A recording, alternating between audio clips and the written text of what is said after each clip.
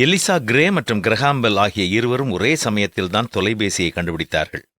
பிப்ரவரி 14, 1876 ஆண்டு Elisha grey தன்னுடைய கண்டுபிடிப்பை பதிவு செய்வதற்காக எடுத்து செல்வதற்கு 2 மணி நேரங்களுக்கு முன்பு கிரஹாம் பெல் தன்னுடைய கண்டுபிடிப்பை கொண்டு சமர்ப்பித்த காரணத்தால் தொலைபேசியை கண்டுபிடித்தது கிரஹாம் பெல் என்றுதான் இன்றும் உலகம் கூறுகிறது. என்றாலும் எலிசா கிரே சோர்ந்து போகவில்லை. தொடர்ந்து அவருடைய முயற்சியை கைவிடாமல் செயல்பட்டார். 1874 ஆண்டு எலக்ட்ரிக் பியானோவை கண்டுபிடித்தார். இவருடைய கண்டுபிடிப்பை கொண்டு பிலடெல்பியா என்ற இடத்தில் ஒரு இசைக்கலைஞர் வாசித்த இசையை அதே நேரத்தில் நியூயார்க் பட்டணத்தில் ஒரு பெரிய அரங்கத்திலிருந்து பலர் கேட்கும்படி தன்னுடைய கண்டுபிடிப்பை உலகிற்கு காண்பித்தார். இன்று நாம் பயன்படுத்தும் எலக்ட்ரிக் கீபோர்டுகளுக்கு அதுதான் அடிப்படை. அது மட்டுமல்ல, ஒரு இடத்தில் பேனாவாலோ அல்லது பென்சிலாலோ எழுதப்படும் ஒரு எழுத்தோ அல்லது வரையப்படும் ஒரு படமோ பல மைல்கள் தூரத்திற்கு அப்பால் அதே நேரத்தில் எழுத்தாகவோ அல்லது படமாகவோ வரையப்படும் ஒரு இயந்திரத்தை 1888 ஆண்டு ஜூலை 31 கண்டுபிடித்தார்.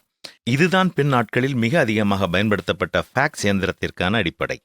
எலிசா கிரே சுமார் 70 கண்டுபிடிப்புகளை பதிவு செய்திருக்கிறார்.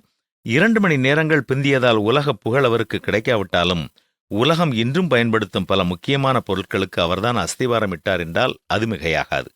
இவருடைய வாழ்க்கையிலிருந்து நாம் கற்றுக்கொள்ள வேண்டிய மிக முக்கியமான பாடம் என்னவென்றால், புகழ், பணம் கிடைக்காவிட்டாலும் பயனுள்ள காரியங்களுக்காக நேரத்தையும் முயற்சியையும் செலவு செய்தால் நம்முடைய எதிர்கால மக்கள் பயன்பெறுவார்கள் என்பதுதான். நீங்கள் ஏதோ ஒரு முயற்சி எடுத்துவிட்டு யாரோ உங்களை முந்திவிட்டார்கள் என்பதற்காக சோர்ந்து போய் இருப்பீர்கள் என்றால் தயங்காமல் கர்த்தர் உங்களுக்கு கொடுக்கும் ஒவ்வொரு திறமைகளையும் பயன்படுத்துங்கள். காலம் காலமாக நீங்கள் அனைவருக்கும் பயனுள்ளவர்களாக வாழ்ந்துதான் முடிக்க வேண்டும். உங்கள் ஆத்ம வாழ்க்கையிலும் தோல்விகளைக் கண்டு துவண்டுவிட வேண்டாம்.